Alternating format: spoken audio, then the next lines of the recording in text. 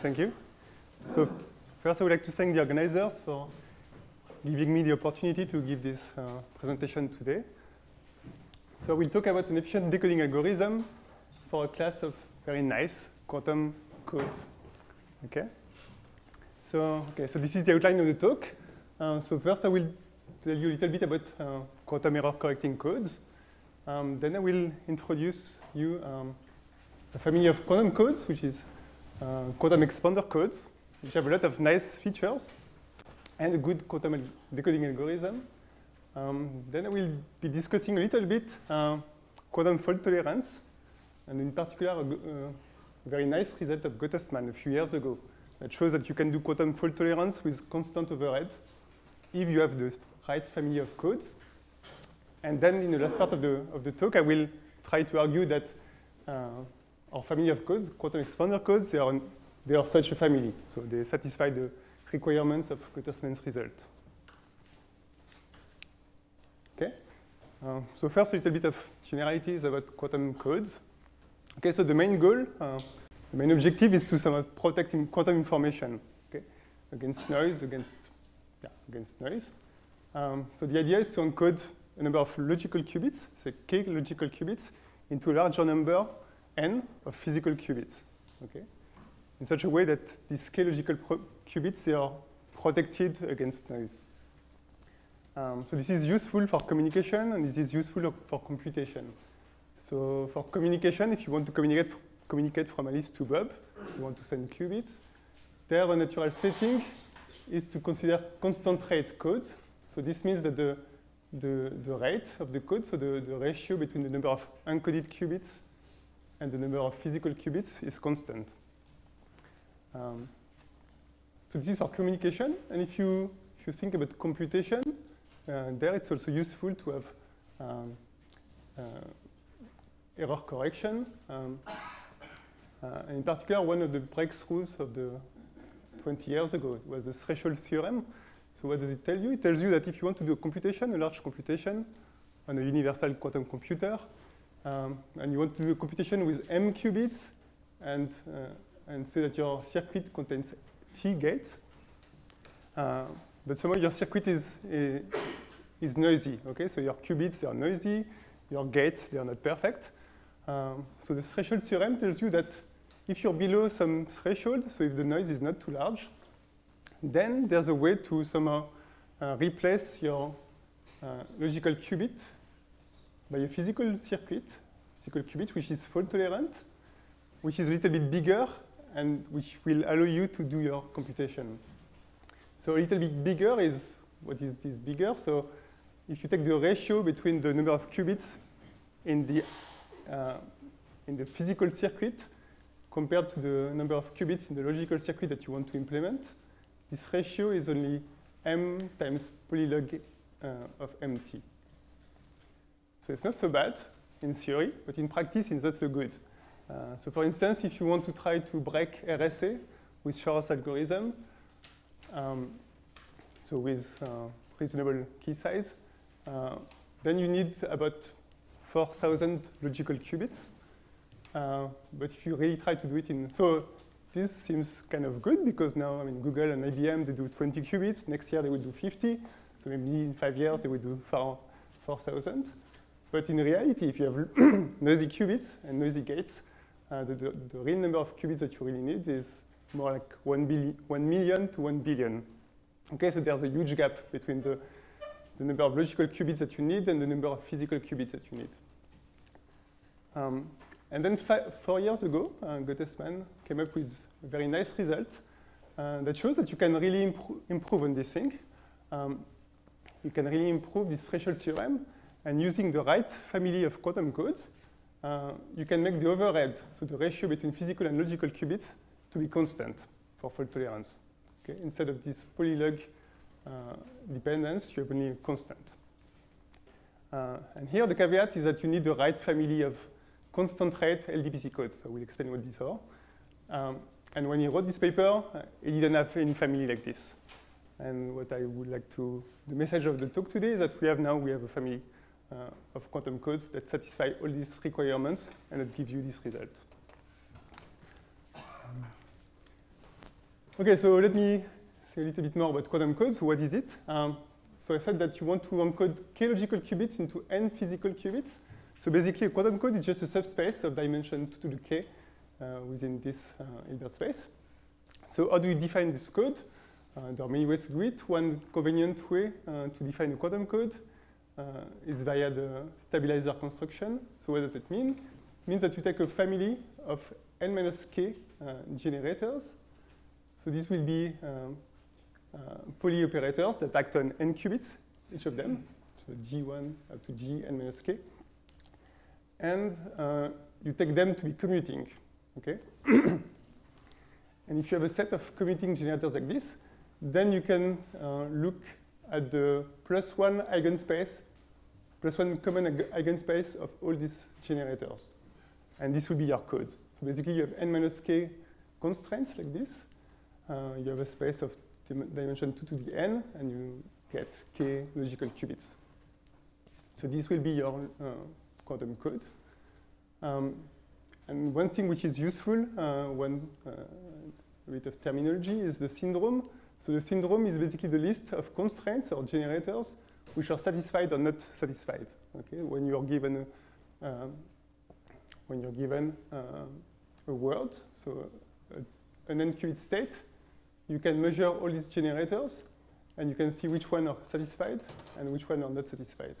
So this is the syndrome. So this is the thing that you observe when you want to do decoding. So if you receive a word, what you do, so if you receive an n-qubit state, you measure all these generators, you see which one are satisfied, which one are violated. This gives you the syndrome, and then you try to apply correction to recover your initial code word. Okay, so this is a quantum codes. And then a very nice family of quantum codes. They are the so-called LDPC codes. So this stands for low density parity check matrix. So basically what does it mean? It means just that all these generators, T1 to Gn minus k, so they are Pauli operators acting on n qubits, but you ask them to only act non-trivially on a constant number of qubits. And you ask that each qubit is only acted upon by a constant number of generators. Okay, so this simplifies implementations, of course. So this is very nice. This is a very nice property to have. And then if you have this, somehow you can, a different interpretation of your code space, of this space, is as the degenerate ground space of a local Hamiltonian, which is just this, just minus the sum of the generators. Okay, so these are LDPC codes. And one parameter that you really like to consider when you study quantum codes is the minimum distance. So what is the minimum distance? It's the size of the support of a minimal Pauli error that maps a code word to an orthogonal code word. So basically, this is kind of error that you cannot detect. So if you have this kind of error that occurs, you remain in a code space, but you change from one code word to an orthogonal one. So this is something that kills you. So this is a bad error, if you want.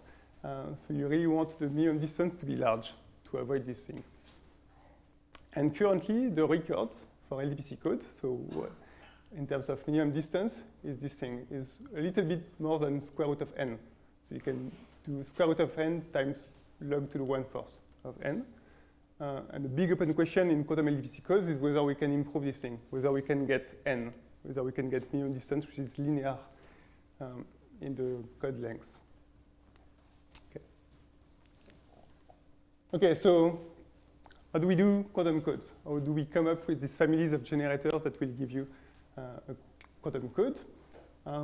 So there's a very nice approach to do that. So the idea is first to simplify a little bit the requirement. So you take the generators, Gi, to be either product of sigma x or sigma z. Okay, you don't mix both. So you have either x-type generators or z-type generators. And then remember that you need the generators, they commute pairwise. So clearly the x-type generators, they will commute between themselves. Same thing for the z-type generators. So the only thing that you need to enforce when you define your code is that the x-type generators, they commute with the z-type generators. And it was really a wonderful observation by Kitaev 20 years ago that realized that this kind of constraint it appeared naturally when you were considering the tiling of a surface. Okay, so one way to do a quantum code is just to take a closed surface, like a torus if you want. That's one example. And then you put a tiling on this thing. And then you put so this is the tiling, the surface. And then what you do is that you put all the qubits on the edges, so these little circles there. And then the X-type generators, the way you define them is that you associate an X-type generator with each vertex in your tiling. So for instance, this one. So how is defined the generator? You define it as the product of sigma x on all the edges that are adjacent to this vertex. And for the Z-type generators, you do the same thing, but with a plaquette. So you associate to each plaquette, you associate a Z-type generator. And for instance, for this one, the generator is given by the product of the sigma Z on each of the edges which are adjacent to the plaquette. Okay, so it's a very, very general construction. Each time that you have a closed surface, you can do this thing. You can do an arbitrary tiling on a surface, and you get a quantum code. And what is very nice about this code is that some of the parameters of the code, you can see them on the geometry, on the properties of the surface. So you have 3 parameters: the length, the number of logical qubits, and the minimum distance. So the length is essentially the area of the surface. The number of logical qubits is essentially up to factor 2. The genus of the surface, so how many holes it has. So here it has 3 holes. And the minimum distance is exactly what is called the systole of the surface. So the systole is the size of the minimum non-contractible loop on the surface. So it would be here, for instance, the length of a loop around this handle. Okay? This will give you the minimum distance of the code. So the most known example of this thing is a toric code. So where you have just a single torus with one hole. It has parameters n, so number of qubits is n, the number of logical qubits is 2, and essentially the minimum distance is square root of n. So if you want to have a constant rate code, so if you want k to be linear in n, so you cannot do that in Euclidean geometry, but you can do it in hyperbolic geometry. So basically you take a kind of a torus like this, but with a large number of holes. So you can take a linear number of holes. And then the minimum distance, it will decrease. It will not be square root of n anymore, but it will be only log n. And it turns out that these parameters are optimal for 2D codes. So this was proved by Delphos a few years ago. Okay, so this is one very nice construction of quantum codes with constant rate. Turns out that you can generalize this thing to higher dimensional manifolds. Okay? It doesn't have to be a 2D manifold. It can be arbitrary dimension. What works well in practice is even dimensions, because if you have an even dimension, you can put your qubits somewhere in the middle dimension, d by 2, and then the X generators and Z generators, they will sit on dimensions, this thing plus or minus 1. And then using Poincaré duality, you can show that X-type generators and Z-type generators, they will play the same role. So in particular, when you want to analyze errors that will occur, X-type errors and Z-type errors, they will play the same role, and so you just need to consider one type of errors, and then you're done. You can say that the other type of errors, everything is the same. So the first non-trivial example of this, beyond 2D surfaces, is to go to 4D. Okay, so 4 dimensions. And if you go to 4 dimensions, you can look at 4-dimensional hyperbolic codes. And they beat the bound that we had before. So Guth and Lubowski, 4 years ago, they proved that using a cellulation, so it's like the generalization of a tiling, but for a 4D compact manifold in hyperbolic space, you can have this kind of parameters. So you can have the rate, which is constant, so the number of logical qubits, which is linear in n. And the minimum distance, it doesn't have to be log anymore. It can be a polynomial in n. Okay. So this was kind of a breakthrough. It was really nice. And just a few months later, Hastings came up with an algorithm to decode these codes. Unfortunately, it doesn't decode the codes up to errors of the size of the minimum distance, but only for errors of weight log n. And probably soon in the archive with my student, Vivian Londe, we kind of did a different version of this thing. So for the hyperbolic codes, but with a much nicer local structure. Okay, if you try to understand the local structure of these codes, it's kind of hell. But we could show that basically you can reproduce all this result with a very nice cellulation. So basically with a cellulation of hyperbolic space with hypercubes. And when you get that, because you have a nice local structure, you can exploit this to design better algorithms for decoding. Okay. Okay, so these are like two nice families of quantum codes. Basically the surface codes and higher dimensional codes based on manifolds. So a few years ago also, there was, so Tillich and Zemmour, they remarked that they noticed that the toric code, so if you take a torus, basically you can see it as a product of two circles. Okay, you have one circle like this and the other one that goes around. So if you have two circles, you can somehow interpret the torus as a product of two circles. It's the right notion of product. And it turns out that if you look at the toric code, you can also interpret it as a product of two repetition codes. So two classical codes, which are repetition codes. And then Tillich and Zemmour said, OK, can we generalize this? And it turns out that you can generalize that. So in fact, if you take two arbitrary classical codes, which are defined by their parity check matrix, so a classical code C1 is just the kernel of a parity check matrix, H. Well, if you do that, it turns out that there's a right notion. So you can interpret these classical codes as length 2 chain complexes. I don't want to say much about that, but the point is that if you have these chain complexes, then you can, there's a notion of tensor product on this thing. And you can take the tensor product of two of these length 2 chain complexes, and you get a chain length 3 chain complex. And length 3 chain complex is nothing but a CSS code. So basically what this says is that if you take two classical codes with parameters n1, k1, d1, and n2, k2, d2, there's a way to take a right notion of tensor product of these two things that will give you a quantum code, a CSS code. And you can write the parameters explicitly, but what is important is that if you take two classical codes which have constant rate and the minimum distance that grows linearly with n, which is easy to find, then the quantum code that you get will be a constant rate LDPC code, if you start with LDPC codes, with minimum distance, which is square root of n. And basically, this is the best thing that we can do right now. This is the best construction to get quantum LDPC codes with large minimum distance.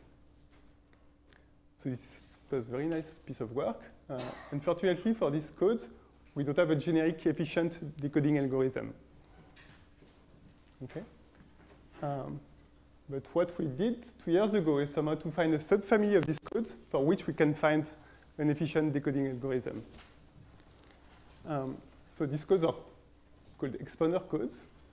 So the idea is that you will take, as before, the product of two classical codes, but now you will take very specific classical codes. You will take classical codes which are expander codes.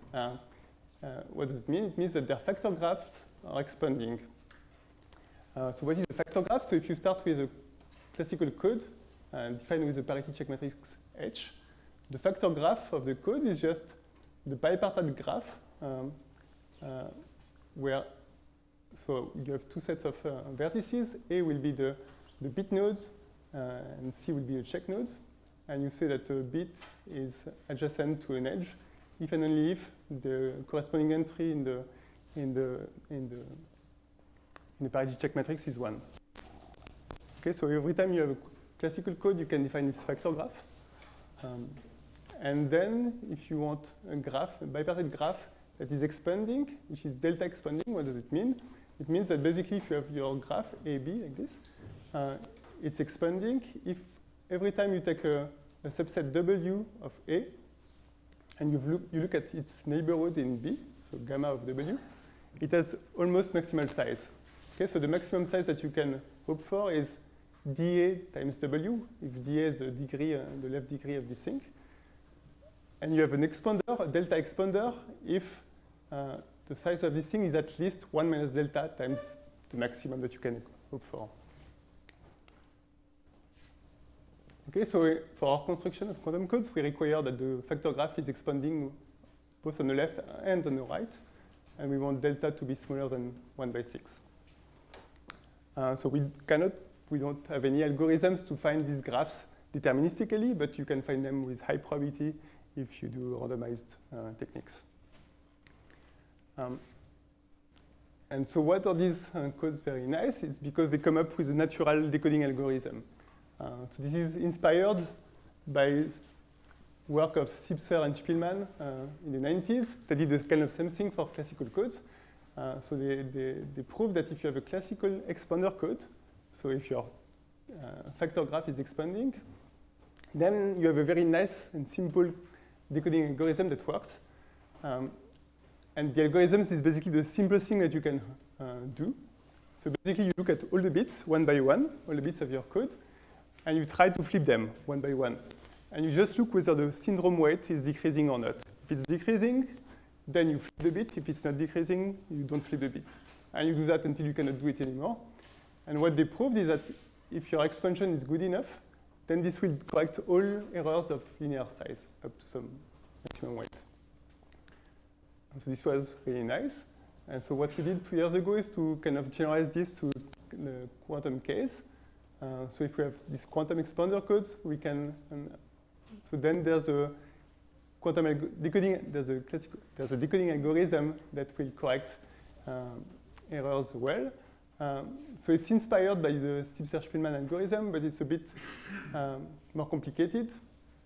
Because so in Sipser and Spielmann, you would flip the bit one by one. In the quantum case, if you do that, this will fail. But what you can do is to not flip the bit one by one, but try to flip small subsets of qubits. So the idea is that you look at the generators, you look at all the generators one by one. So the GIs that I had before, and you try to see if within one of these generators you have a small subset of qubits that you can flip that will decrease the syndrome weight. And if there is, then you flip them, otherwise you don't do anything. And it turns out that if you do that, then you can correct all the errors of weight up to square root of n, adversarial errors. So it's really nice. So you have a linear time decoding algorithm. So this was in the paper 2 years ago. Actually, last week, we kind of proved a new result that says that you can parallelize this thing, and it only takes log n time. But really, what we would like to understand is how it behaves against random errors, okay, of linear weight. So this is only for errors up to weight square root of n. But if you have like a real thing, you have a constant probability of error for every qubit. And typically, an error will have weight linear in n, not in square root of n.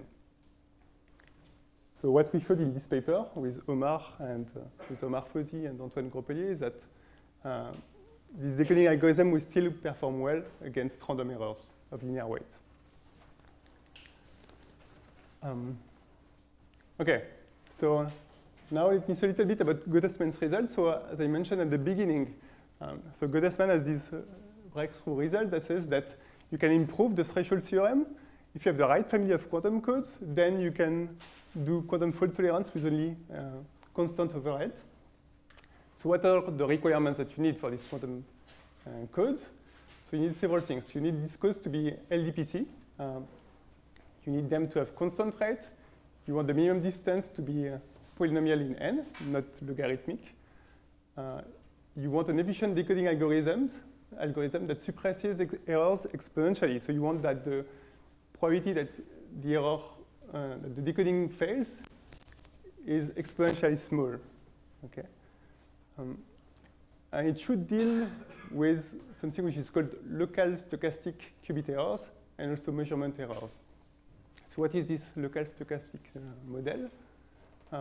So somehow it's a model that generalizes IID noise, okay? Because kind of the setup where we want to use this thing is to do quantum computation, okay? So you do a quantum computation, you will have your circuit, you will somehow encode it. And then somehow the errors will propagate through the circuit. So you cannot really argue that the errors will be independent, okay? There will be correlations. So this kind of noise model takes into account these correlations that are possible. You don't want to say that correlations are not possible. So what you do is that you define a model like this. So you say that, so if your set of qubits is V, an error of parameter P is basically a random set, so a subset of V, so a set W, such that for any set F, the probability that F belongs to W, so the probability that F belongs to the error, is less than P to the size of F. Okay, so basically what this tells you is that the location of the error is arbitrary, so you can tolerate arbitrary correlations, but you still impose that the probability decays exponentially with the weight. Okay, so this is kind of the setup that we want to consider. This is the kind of noise that we want to fight with our algorithm. Okay, so let's look at candidate families of quantum codes that could satisfy Gottesman's requirements. So these are concentrate LDPC families of codes. So the first family is surface codes that I mentioned at the beginning, but the minimal distance is only log n. So we have a good decoding algorithm which works, so this is the Edmonds matching algorithm, but it only suppresses errors polynomially. It's not sufficient for what we need.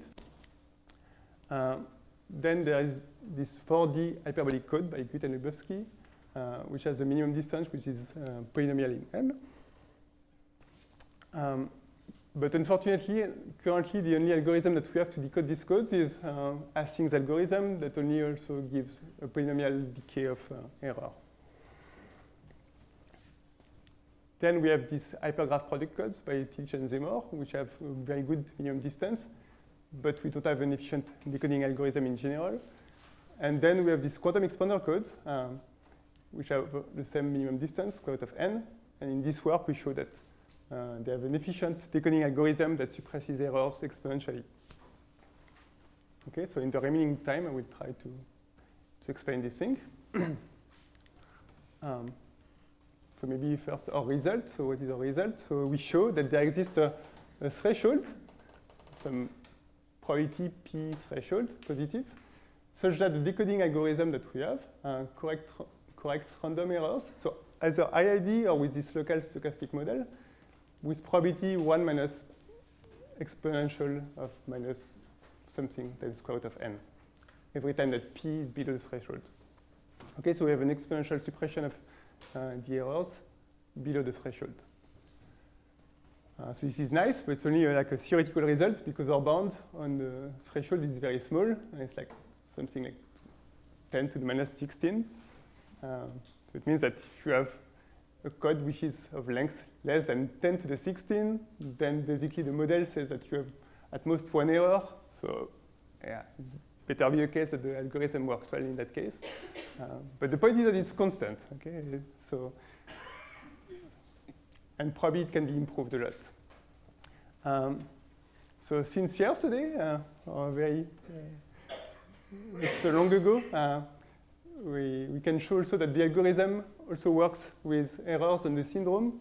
Okay, so in practice, you have errors on the qubits, but you cannot really assume that you can measure the syndrome perfectly because the way you measure the syndrome is by using gates, and these gates might be faulty as well. So even the syndrome might be faulty. So what you really want is that the decoding algorithm also works well if there are small errors on the syndrome. So we can show that this is the case for our algorithm. So basically, what it says is that basically these quantum expander codes with the algorithm that we have, so the algorithm that tries to flip small subsets of bits, of qubits, that will decrease the syndrome weight. This satisfies all the desiderata of Gottesman's result. So basically, with this kind of codes, you can achieve constant overhead quantum fault tolerance. it's quite impractical at the moment. Okay, so what is there to prove? What do we need to prove? Because so we know that the algorithm corrects arbitrary errors of size square root of n, adversarial errors. So this was known 2 years ago. And what we want to show is that the algorithm also can correct random errors of weight up to, linear in n. So at first, is it even possible? Because this is much larger than that. The intuition is that yes, it's possible because actually the problematic errors of this size, they are very rare. They will not typically occur. So this was an idea that was first analyzed by Kovalev in Priatko 5 years ago. But some of the intuition is that using ideas from percolation theory, basically with high probability, what will happen is that the error that you will get on your n qubits, it will basically consist of many small clusters of errors. So many small connected components, and each of those will have typically size log n. Okay, so if you apply the decoding algorithm on each of these things, it should work well. So that's the idea, but that's the intuition, but it's not so easy to show. So that's okay. So that's kind of the intuition. So you have all your qubits, all of these disks are the qubits. The orange one, they are like the errors. So what will happen typically is that, so imagine that you have a graph here, where qubits are connected if they share a generator or if they share a check node. But I didn't put the edges on this picture, but okay. So typically, all these errors, they will consist of small clusters of errors of size log n.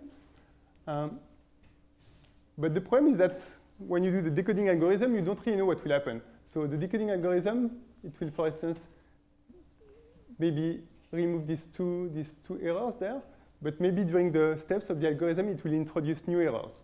So maybe these two will appear. So this you cannot really control. The only thing that you control during the decoding algorithm is that the syndrome weight always decreases. But maybe occasionally it introduces new errors. And then maybe you can have a problem because maybe now clusters which were disjoint before, because of these new errors, they will start to merge. And if you get a cluster at the end that merges, which is of size square root of n, then your algorithm will not work anymore. So somehow what you need to do is to prove that you cannot have this kind of mergers too much. Okay, so what's the idea to kind of prove that?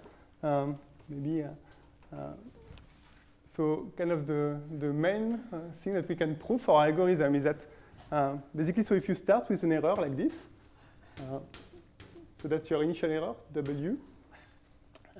So maybe during the steps of the algorithm, some of these errors, they will disappear, but some new errors will appear. So maybe after one step, you have, so here I write this set is a set of all the errors that have occurred during the algorithm. So the initial ones plus the new ones. And then you do another step and you get something like this. And then you do many steps until your algorithm is stuck. And you have a set like that. So this set represents all the errors that were either here at the beginning or that appeared at some point of the algorithm. So basically what we can show is that if you take the ratio between the size of W and the size of this large set, then the ratio is at least alpha for some constant alpha. So the ratio W over the large set, all the errors that occurs during the algorithm, this is at least alpha. And the point is that maybe at the beginning you had many clusters like this of errors which were disjoint. And then at the end, some of them, they will overlap. But what we know is that the ratio between the number of initial errors and the final size of these sets is at least alpha. So basically what we have to understand is what kind of large sets like this can appear, which have the property that they contain at least a fraction alpha, which is W. So for this, we kind of introduce a notion. We introduce this notion of alpha subset. So we say that an alpha subset X of a set W. So X will be this large set. So we say that a set is an alpha subset of W if basically it contains at least a fraction alpha of W. Okay. And then what we're interested in is the maximum size of such a max alpha subset, connected alpha subset. So I mean this notion, so if you take alpha to be 1, you just get the usual notion of subset. Okay, one subset is just exactly a subset. And okay, what I said before is that this notion of what we can show for our algorithm is that it is alpha local. So the set of all the errors that appear during the algorithm is an alpha subset of W.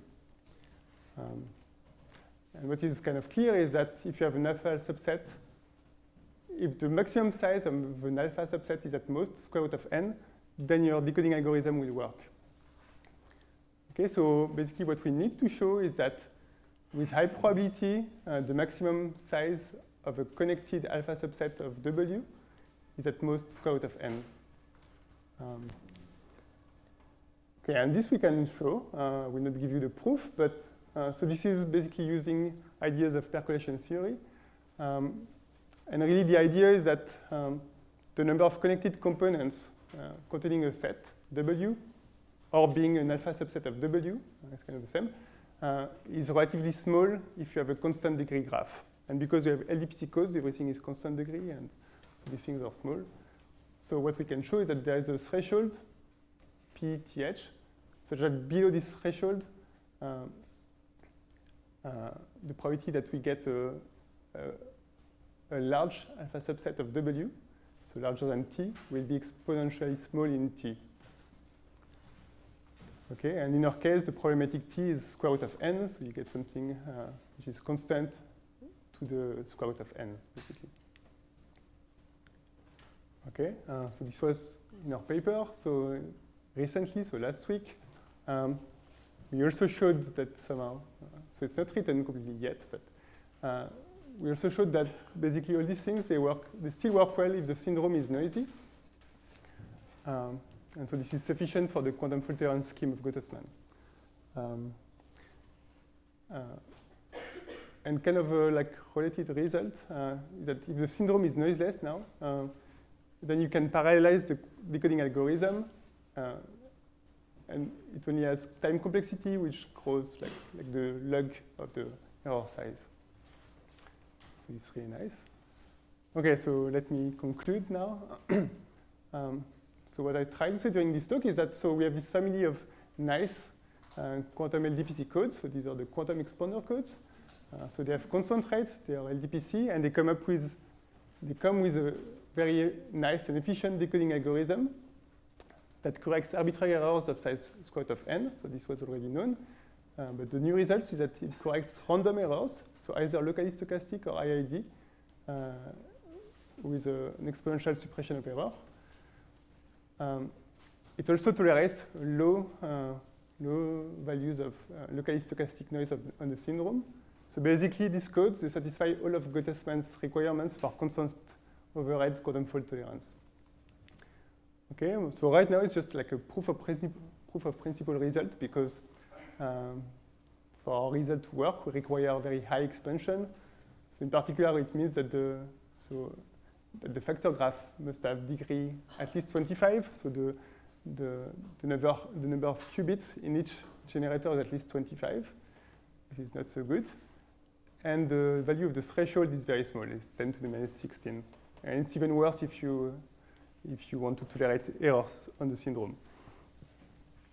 So I guess the next step would be to perform numerical simulation to see what are the real values. And we expect the real values to be much better than this. And with this, I would like to thank you for your attention.